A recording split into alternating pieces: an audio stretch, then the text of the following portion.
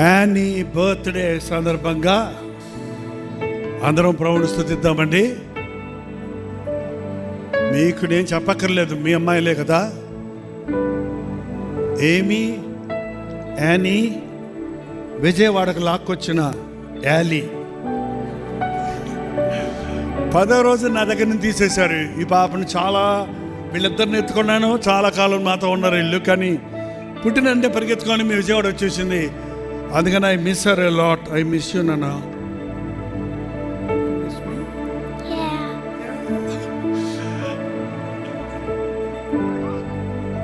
Okay, happy birthday. Come on, come.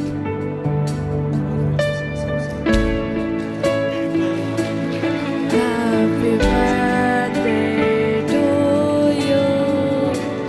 Happy birthday to you.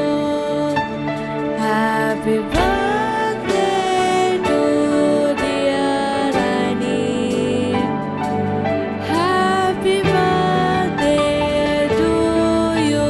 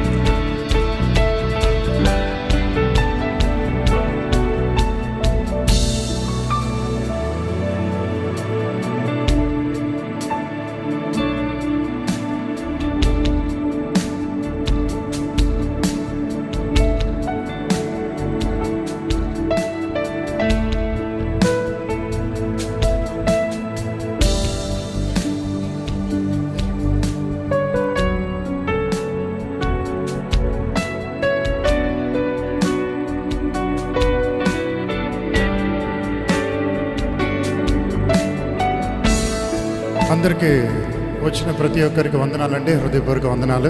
మరి స్తుతి కోడికలో పాలు పొందినందుకు, మరి దైవజనులు ఇక్కడికి రావడానికి మాకు దేవుడిచ్చిన అవకాశాన్ని బట్టి మేము దేవుడిని కూడా, మా నాన్నగారికి కూడా హృదయపూర్వక వందనాలు మరి చెప్పాలి. ఎందుకంటే నిన్నటి దినము అలిసిపోయి వచ్చి మళ్ళీ రాలేరేమో అనుకున్నాను. కానీ దేవుడు ఈరోజు ఈ సంవత్సరంలో మాకు కావాల్సిన, కుటుంబానికి కావాల్సిన దీవెన మరి చెప్పాను కదా. ఈరోజు మేమేమి ఉన్నామో కేవలము మా నాన్నగారు ఒక ప్రేమ, వారొక విశ్వాసము, వారొక నమ్మకత్వము, దేవుని కృప కన్నా నేను ముందు మా నాన్నగారి దగ్గర చూసిన తర్వాతనే దేవుని కృప తెలుసుకున్నా. ఎందుకంటే దేవుడు ఈరోజు ప్రతి ఒక్క వ్యక్తిని అలాగే వాడుకుంటాడు. మీ జీవితాల్లో కూడా మీరు దేవుని ప్రేమను చూపిస్తానికి ప్రారంభించండి, నిలబడండి, దేవుని కొరకు సాక్షులుగా నిలబడండి. మరి ఈరోజు వచ్చిన ప్రతి ఒక్కరి హృదయపూర్వక వందనాలు. మరి ప్రేమ విందు సిద్ధపరిచాము, మరి ఎక్కువ మంది వస్తారని ఎక్కువ సిద్ధపరిచాము. మరి మీరు మాకు సహాయం చేయాలంటే మీ ఇంటికి తీసుకెళ్ళండి, వేస్ట్ అవ్వకుండా చూడండి. మరి అనాథాశ్రానికి అందిద్దాం అనుకున్నప్పుడు వాళ్ళది 9 o'clock అయిపోయింది అన్నారు. మేము ముందే ప్లాన్ చేసాం, కానీ అది కుదరలేదు. మరి అనేక మంది రాలేకపోయారు సంఘస్థులు. మరి ఎందుకు రాలేదో మరి మిస్ అయిన దాన్ని లైవ్లో వీక్షించారని చెప్పకండి. ఎందుకంటే నేను వచ్చిన ఫొటోస్ అన్నీ చూస్తూనే వచ్చా. ముఖ్యమైన వారు మీ జీవితాల్లో చాలా అద్భుతాలు జరిగిన వారు రాలేదు. మరి దేవునికి లెక్క చెప్పాలి. మరి దేవుడు మిమ్మల్ని కూడా ఖచ్చితంగా ఇంకొకసారి మనకు తరుణం ఇస్తాడు.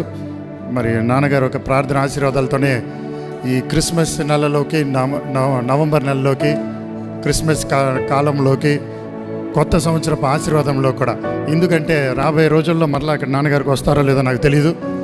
కానీ నేను ముందే ఎప్పుడు కూడా స్ట్రాటజీ ప్లాన్ చేసుకుంటాం. మనం ఇది దేనికి వేస్తాం ప్లాన్స్? లోకల్ని ఎదగడానికి, లోకల్లో సాధించుకోవడానికి, సంపాదిస్తానికి, చదువుతానికి, పరీక్షకి వెళ్తాం.